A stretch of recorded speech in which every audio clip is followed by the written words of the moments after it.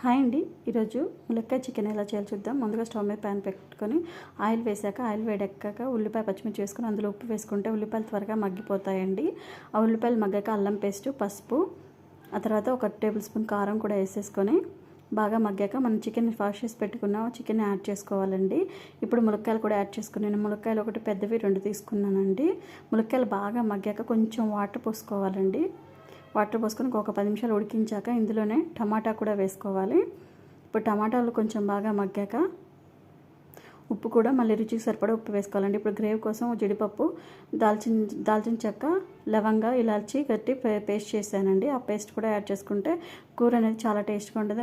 కింద అడుగు మాడకుండా కూరతో మంచిగా ఉడకాలంటే, గ్రేవీగా ఉండాలంటే ప్లేట్ మీద నీళ్ళు పోసుకొని ఉడికిస్తానండి నేను. అప్పుడు అడుగు అనేది అసలు మాడదు, కూర చాలా టేస్టీగా ఉంటుంది. ఎంతో ఎమ్మిగా ములక్కాయ చికెన్ కూర రెడీ అయిపోయింది. ఒక్క ముద్ద కూడా వదలకుండా తింటారండి. చాలా